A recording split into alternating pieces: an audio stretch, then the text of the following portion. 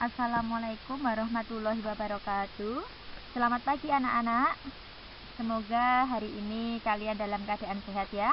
Marilah sebelum pelajaran online pertemuan kedua ini kita mulai, kita berdoa terlebih dahulu menurut agamanya masing-masing. Berdoa dipersilahkan. Selesai. Nah, sebelum memasuki materi, silakan anak-anak melakukan presensi terlebih dahulu melalui link Google Form yang Ibu kirim ke grup WhatsApp. Nah, jika sudah melakukan presensi, silahkan simak materi yang akan saya sampaikan serta nanti tugas apa yang akan Ibu sampaikan pada kalian. Nah, untuk pada pertemuan ini kita masih bab 1, yaitu tentang sistem gerak pada makhluk hidup. Oke anak-anak, yang pertama kita akan bahas tentang sistem gerak pada manusia. Sistem gerak pada manusia yang pertama yaitu tulang atau rangka. Kemudian yang kedua adalah persendian ya atau artikulasi. Yang ketiga otot, dan yang keempat bagaimana cara kita menjaga kesehatan sistem gerak pada manusia. Nah, seperti apa gambar rangka manusia? Kemarin kalian sudah menggambarnya ya. Kemudian kalian juga sudah menyebutkan bagian-bagiannya kan kemarin. Nah, atau bisa juga dilihat pada gambar di samping.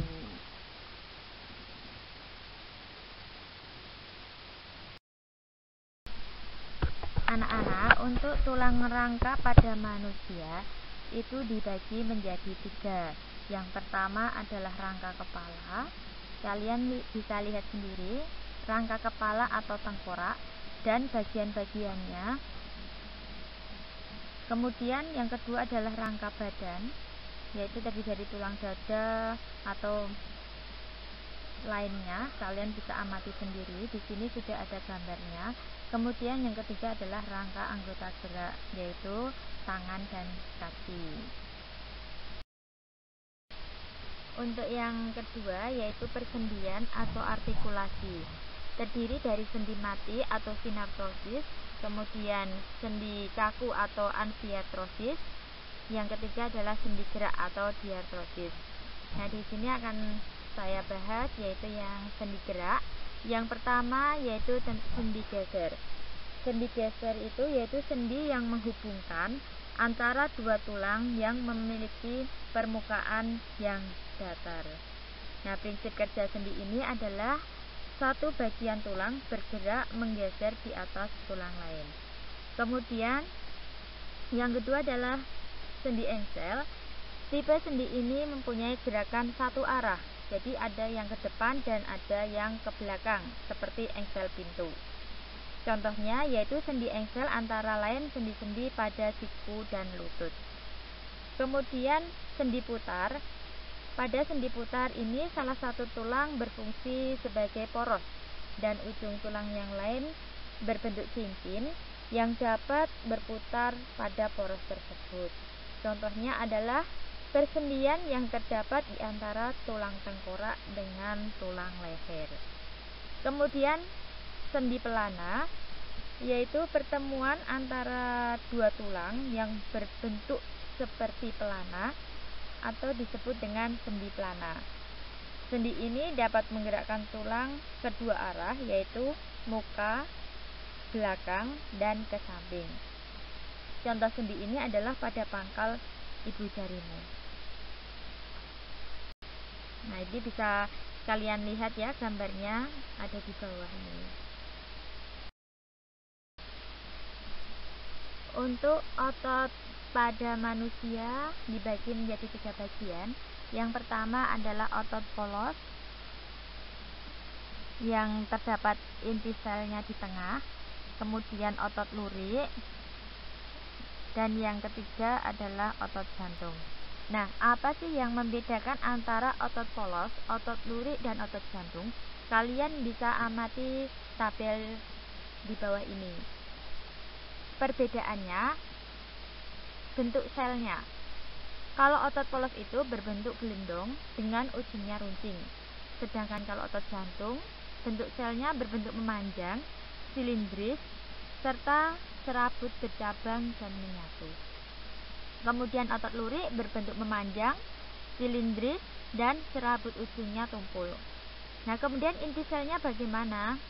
Nah, kalau otot polos itu memiliki inti sel satu yang terletak di tengah. Jadi kalau otot polos itu inti selnya di tengah.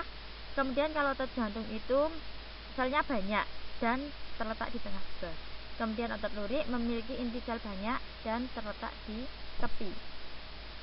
Untuk sitoplasma, pada otot polos, sitoplasma tanpa garis melintang yang jelas. Kemudian pada otot jantung, sitoplasma dengan garis melintang yang jelas.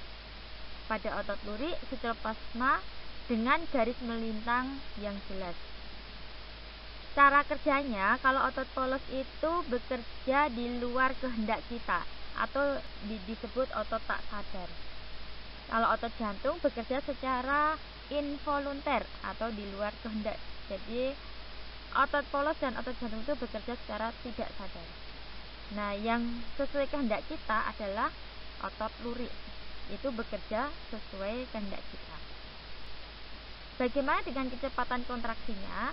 Otot polos berkontraksi bersifat lambat. Kemudian kalau otot jantung itu kontraksinya bersifat kuat dan berirama. Kalau otot lurik kontraksinya bersifat cepat. Nah, anak-anak, yang selanjutnya perbedaan pada kemampuan kontraksi. Otot polos mampu berkontraksi dalam waktu yang lama dan tidak mudah lelah. Kalau otot jantung itu berkontraksi dalam waktu lama dan tidak mudah lelah juga. Kemudian otot lurik tidak mampu berkontraksi dalam waktu lama. Letaknya, kalau otot polos itu berada di dinding penyusun organ-organ dalam seperti usus dan sebagainya. Kalau otot jantung letaknya di jantung, sedangkan otot lurik menempel pada tulang atau rangka. Nah, bagaimana upaya kita untuk menjaga kesehatan agar sistem gerak kita itu selalu sehat?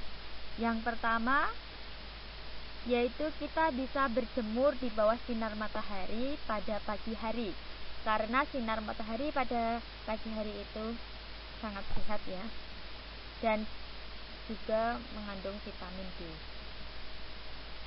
Yang kedua, kalian bisa meningkatkan konsumsi makanan yang mengandung banyak kalsium. Kalian tahu ya makanan apa yang mengandung kalsium? Nah, makanan yang mengandung kalsium contohnya bisa minum susu, itu juga mengandung kalsium. Kemudian yang ketiga, memperbanyak konsumsi makanan yang mengandung vitamin D. Selanjutnya, menghindari kebiasaan duduk yang salah. Sebaiknya duduk dengan cara yang benar. Nah, misalkan kalian sedang belajar, sebaiknya duduk dengan posisi duduk yang benar. Jangan sambil tiduran atau mainan HP sambil tiduran, itu juga nggak baik ya. Nah, silakan kalian kalau duduk itu dengan posisi yang benar. Jangan terlalu bengkok ke kiri atau jangan terlalu bengkok ke kanan. Nah, posisi duduk yang benar itu yakin kalian sudah tahu. Kemudian yang berikutnya adalah melakukan olahraga secara teratur. Misalkan jogging secara teratur ya, atau olahraga yang lainnya. Yang selanjutnya, memperhatikan aktivitas fisik yang cukup setiap harinya. Jadi jangan terlalu capek. Jadi harus terukur. Aktivitas kita harus diukur. Nah, yang tahu kondisi kita adalah kita sendiri. Maka kita harus melakukan aktivitas jangan terlalu berlebihan. Oke, anak-anak, untuk tugas pertemuan ini, silahkan kalian mengisi tabel atau kalian membuat tabel pada buku tulis kalian seperti contoh ini, yaitu klasifikasikan tulang berdasarkan bentuk dan ukuran. Jadi misalkan yang pertama, nama tulangnya apa, kemudian termasuk jenis tulang, panjang atau tulang pendek atau tulang putih atau tulang tak beraturan. Nah, kalian tinggal dicentang saja. Misalkan pertama adalah tulang siku atau yang lainnya. Nah, itu termasuk tulang apa? Atau kemudian yang kedua, misalkan jari tangan, ya termasuk tulang yang mana. Nah, seperti itu dan seterusnya. Oke, tugasnya Ibu tunggu. Silakan dikerjakan, kemudian difoto dan diupload ke Google Classroom masing-masing. Untuk yang kelas 8A diupload ke kelas 8A, 8B diupload ke 8B, 8C diupload ke 8C, kemudian yang kelas 8D diupload ke 8D. Terima kasih. Saya kira untuk pertemuan pada hari ini cukup sekian. Kurang lebihnya Ibu mohon maaf. Billahi taufiq wal hidayah. Wassalamualaikum warahmatullahi wabarakatuh.